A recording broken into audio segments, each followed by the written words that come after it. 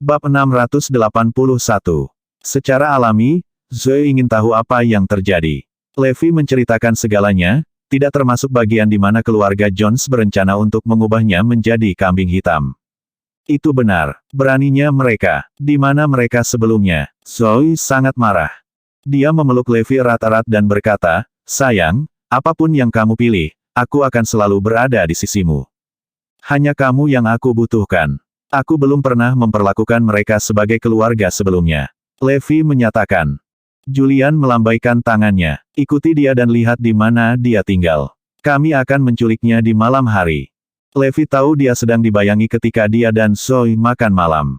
Namun, dia tidak peduli. Setelah mengirim Zoe kembali ke keluarga Black, Levi kembali ke kompleks Warzone seperti biasa.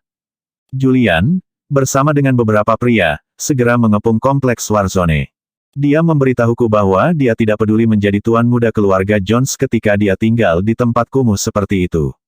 "Sungguh lelucon," seru Julian dengan nada menyindir. Kompleks Warzone dalam keadaan bobrok. Dindingnya terkelupas dan pintu utama dihancurkan oleh keluarga Gates 2 hari lalu. Itu tampak mengerikan. "Minggir, pergi begitu kau menangkapnya," perintah Julian. 4 pria melompat ke dalam kompleks dengan gesit dan menuju ke tempat Levi berada. 10 detik kemudian, keempat pria itu terbang keluar dari kompleks. Seorang pria bertelanjang dada datang berjalan keluar. Dia mencibir, Apakah kamu mencoba mencuri sesuatu?" Pria bertelanjang dada itu melihat van yang diparkir di depan kompleks. Dengan dorongan tinjunya, seluruh bagian depan mobil hancur. Julian dan anak buahnya tercengang. Bagaimana bisa ada ahli di tempat seperti itu? Sebelum mereka bisa bereaksi, pintu mobil itu robek dengan paksa. Julian dan anak buahnya diseret secara paksa.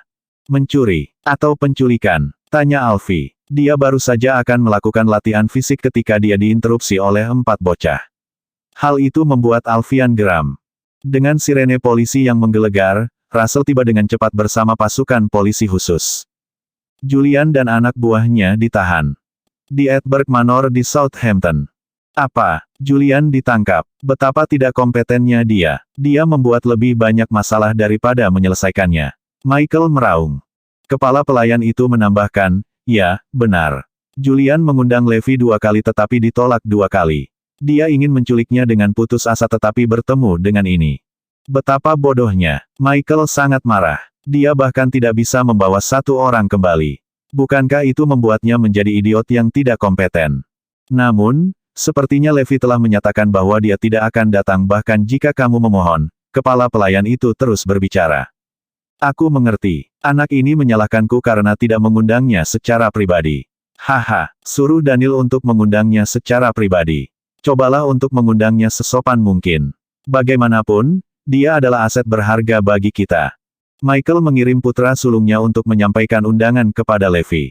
Daniel Jones tiba di South City malam itu. Hal pertama yang dia lakukan adalah membebaskan Julian dari penjara. Pada hari kedua, Daniel bangun pagi-pagi dan secara pribadi menunggu di perusahaan. Begitu Levi muncul, Daniel segera melangkah maju untuk menyambutnya. Anggota lain dari keluarga Jones. Sekilas, Levi langsung mengenali Julian dan anak buahnya yang berdiri di belakang. "Levi, keponakanku yang malang. Pamanmu akhirnya bisa bertemu denganmu." Dengan air mata berlinang, Daniel mencoba bergegas ke depan dan memeluk Levi. Levi menghindarinya dengan cepat. "Levi, aku pamanmu, ibumu, kakak tertua Emma, Daniel Jones." Levi menatapnya kosong. Kata ibu membuatnya sedikit tergerak. Bab 682. "Aku masih anaknya, apakah aku mengakuinya atau tidak? Saya tidak akan pernah bisa menghapus identitas saya ini." Dia merasa tergerak ketika mendengar kasih sayang itu. Jadi namanya Emma Jones. Meski merasa jijik, namanya terukir dalam ingatan Levi secara naluriah. "Levi, ini semua salah kami bahwa kamu telah menjadi yatim piatu selama bertahun-tahun. Seharusnya, kakek harus datang dan membawamu pulang secara pribadi, tetapi dia tidak sehat sekarang. Itu sebabnya paman ada di sini untuk membawamu pulang.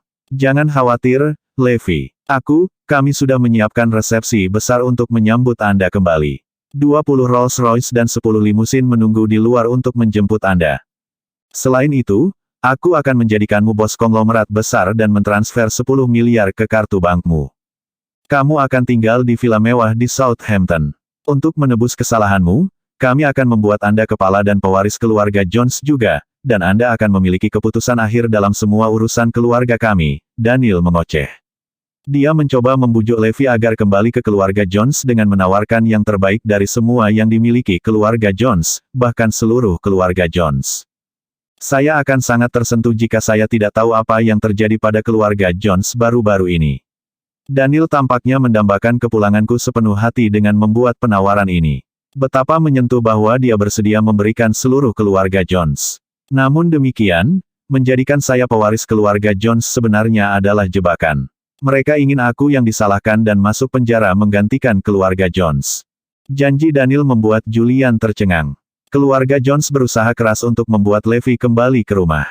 Ketika Daniel melihat ekspresi Levi melunak, bibirnya melengkung membentuk senyuman, dan dia hampir tertawa terbahak-bahak.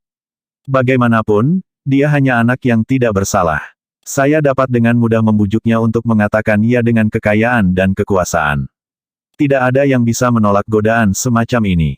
Setelah itu, Daniel melemparkan pandangan jijik pada Julian. Dengar, aku sudah menyelesaikan masalah ini hanya dengan beberapa kata. Kamu adalah sampah yang tidak berguna.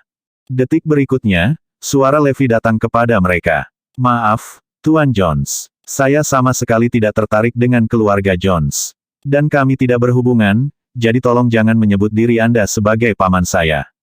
Mendengar penolakan Levi, Daniel melongo melihatnya dengan mulut ternganga. Bagaimana dia bisa menolak tawaran saya? Apakah dia benar-benar tidak termasuk dalam keluarga Jones? Seth, antar tamu kita keluar, perintah Levi. Segera, Seth mengirim Daniel dan anak buahnya keluar dari pintu. Berdiri di luar, Julian berkata tanpa daya kepada Daniel, dia benar-benar keras kepala.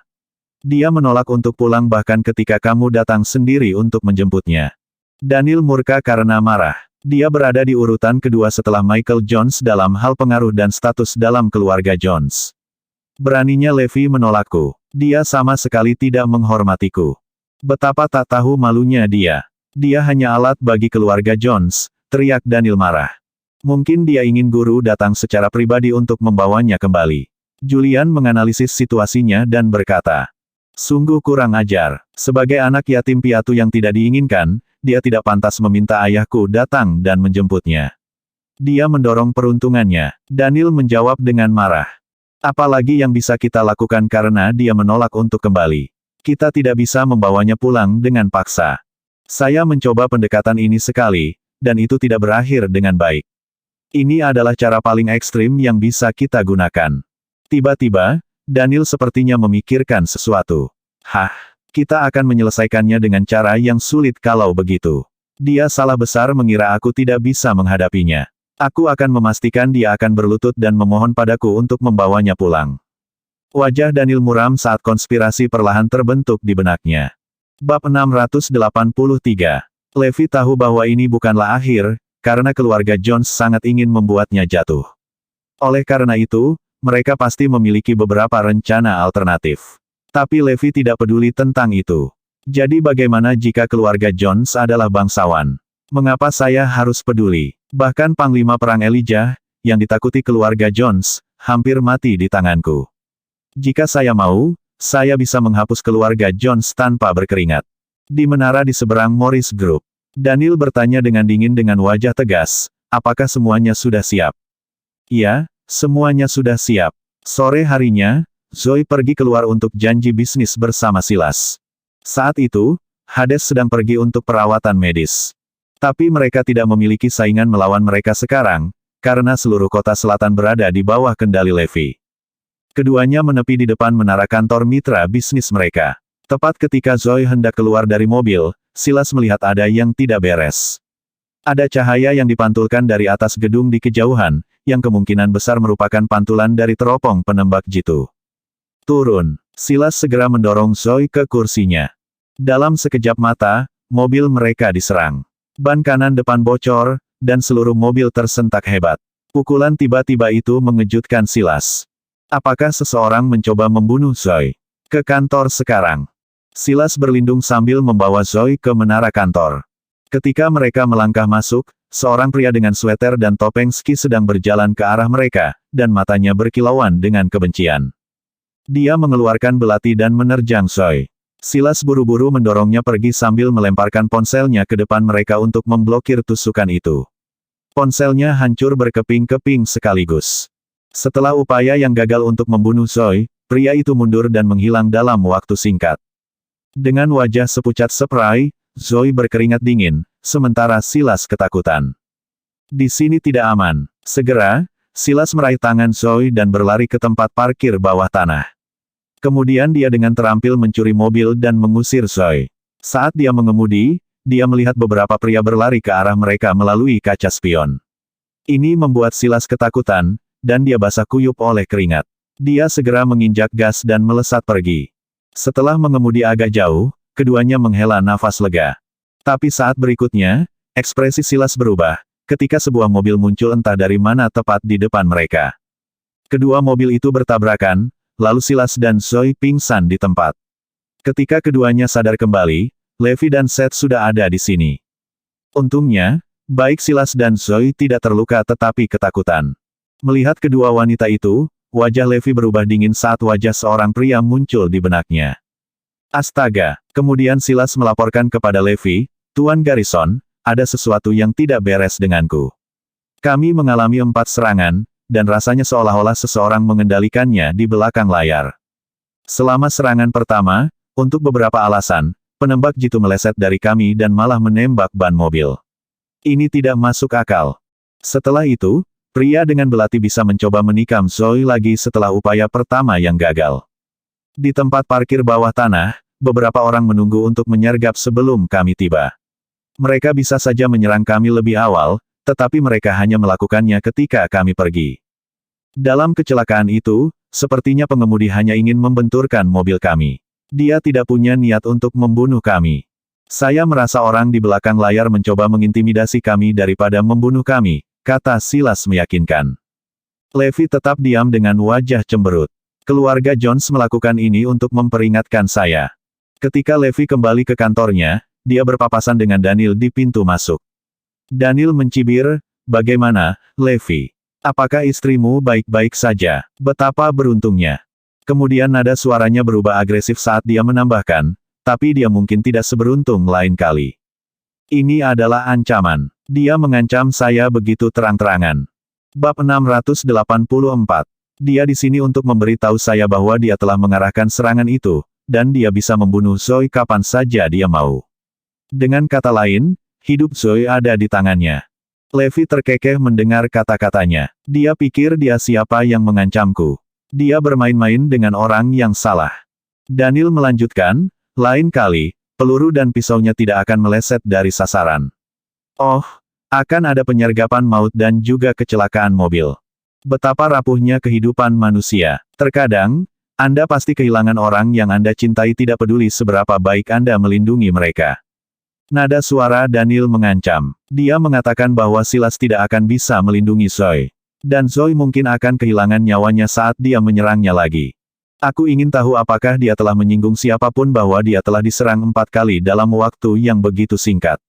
Aku yakin tidak ada yang akan berani menyentuhnya jika dia adalah bagian dari keluarga Jones. Sambil berbicara, Daniel memberikan Levi sebuah catatan dengan nomor kontak di atasnya. Pesannya sangat jelas. Zoe akan aman selama Levi kembali ke keluarga Jones. Daniel sedang bersenang-senang mengancam Levi. Jika Levi benar-benar peduli pada Zoe, dia akan memohon padaku untuk membawanya kembali ke keluarga Jones.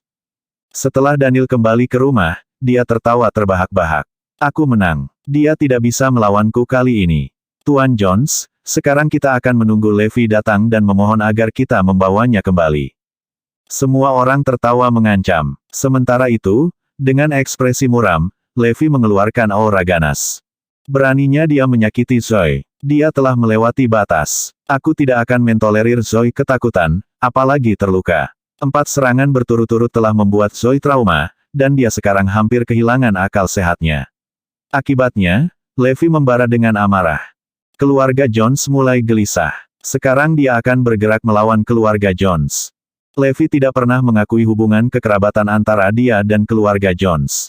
Selain itu, Bahkan jika yang disebut kakeknya datang untuk membawanya kembali, dia hanya kambing hitam di mata mereka. Jadi bagaimana jika saya membantu keluarga Jones? Bagi saya, mereka hanya orang luar.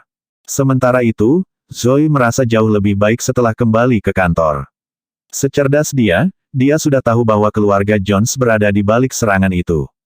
Levi, jika tidak ada pilihan lain, apakah kamu ingin pulang dan melihatnya? Tanya Zoe. Tidak mungkin, aku tidak akan pernah kembali. Aku akan membuat mereka membayar untuk ini, kata Levi dengan cemberut di wajahnya. Berdiri di luar kantor, Silas berkata dengan nada meminta maaf, maafkan aku. Aku tidak menjaga Mes Lopez aman. Jangan khawatir, Silas. Kamu sudah melakukan yang terbaik. Serahkan saja padaku mulai sekarang. Di sisi lain, Daniel dan orang-orangnya sedang menunggu teleponnya berdering. Julian bertanya, ada apa? Kenapa dia tidak menelepon kita setelah sekian lama? Yang lain mengikuti dan berkata, ya, dia seharusnya sudah ada di sini sekarang. Daniel juga merasa bingung. Mungkin aku tidak cukup menakuti mereka. Seharusnya aku membiarkan wanita itu terluka. Kurasa begitu. Mungkin dia mengira kita tidak berani menyakiti mereka karena dia anak Emma, kata Julian tentang dugaannya. Daniel mendengus keras. Sialan. Sebagai pewaris keluarga Jones, aku secara pribadi pergi kepadanya untuk membawanya kembali, tapi dia mengabaikanku. Dia pikir dia siapa? Dia hanya bajingan. Yah, karena dia tidak takut saya akan memotong anggota tubuh istrinya. Kemudian dia akan datang dan memohon belas kasihan kepada saya. Minta semua pembunuh untuk menyerang mereka sekarang. Kali ini, akan ada pertumpahan darah. Atas perintah Daniel, selusin pembunuh yang menyerang Zoe pagi ini mengejarnya lagi secara bersamaan. Bab 685. Bersembunyi dalam kegelapan di mana Zoe mungkin muncul, para pembunuh siap menerkamnya. Pembunuh ini sangat terampil sehingga salah satu dari mereka dapat mengambil nyawa Zoe dengan mudah. Namun, Daniel hanya menginstruksikan mereka untuk melukainya. Di tempat parkir bawah tanah kantor, sesosok muncul. Dalam beberapa detik, dia telah membuka paksa pintu mobil Zoe dan diam-diam masuk ke dalam mobil. Saat Zoe masuk, aku akan bisa menyakitinya dalam sepersekian detik. Saat pembunuh bayaran itu merasa puas, dia tiba-tiba menyadari bahwa ada seorang pria di kursi depan yang secara bertahap memutar kepalanya untuk melihatnya. Dan itu hampir membuatnya takut pada siang hari. Sebelum dia bisa melarikan diri, pria itu menahannya dengan satu tangan. Pria itu menamparnya dengan tangan lain, dan darah menyembur ke seluruh mobil. Siapa yang berikutnya? Levi menyeka tangannya dan menyalakan sebatang rokok sebelum berjalan pergi. Selanjutnya, pembunuh lain yang bersembunyi di dalam kantor dan di sekitar gedung diturunkan satu demi satu. Segera setelah itu, semua pembunuh telah dimusnahkan. Ada apa? Ini sudah siang, tapi belum ada pembunuh yang kembali. Setelah menunggu beberapa jam, Daniel menjadi gelisah. Tak satu pun dari pembunuh kembali, dan tidak ada berita dari mereka juga. Sesuatu pasti telah terjadi. Ini tidak masuk akal bagiku. Tidak bisakah para pembunuh bayaran itu mengalahkan seorang wanita biasa? Julian berkata dengan bingung. Hubungi para pembunuh sekarang dan cari tahu apa yang mereka lakukan. Daniel mondar-mandir dalam kesusahan. Julian mencoba menelepon masing-masing pembunuh, tetapi tidak satu pun dari mereka yang mengangkat teleponnya. Apakah ada yang tidak beres? Tapi apa yang bisa terjadi pada semua pembunuh bayaran kita? Daniel tidak percaya bahwa ada orang yang cukup mampu untuk menangani begitu banyak pembunuh sendirian. Saat itu, ada ketukan di pintu. Tuan, ini paket Anda. Seorang pengantar barang masuk dan menyerahkan sebuah kotak kepada Julian. Sebuah parsel. Julian bertanya dengan tatapan bingung. Kemudian dia tiba-tiba mencium bau aneh. Apa? Kenapa ada parsel? Ada yang tahu aku di South City? Daniel bertanya dengan heran. Buka dan lihat apa isinya. Ketika kotak itu dibuka, semua orang tersentak kaget. Ada jari-jari yang berlumuran darah di dalam kotak itu. Segera, wajah Daniel berubah pucat pasi, sementara yang lain tampak sama ketakutannya. Apakah ini jari para pembunuh? Daniel bertanya dengan suara gemetar. Tiba-tiba, pintu ditendang terbuka, dan sekelompok besar orang berbaris masuk. Pukul mereka, perintah sang pemimpin, lalu rombongan pejuang itu melesat ke arah mereka. Meskipun Daniel memiliki pengawal bersamanya, para pejuang ini menerkam pengawalnya dengan agresif dan menjatuhkan mereka dalam waktu singkat. Hanya Daniel dan Julian yang tidak tersentuh. Siapa kalian? Apakah kalian tahu siapa kami? Daniel berteriak dengan tergesa-gesa. Beraninya kau membuat masalah di wilayahku di South City tanpa bertanya padaku. Kau sudah keterlaluan. Pemimpin itu mencibir pada mereka.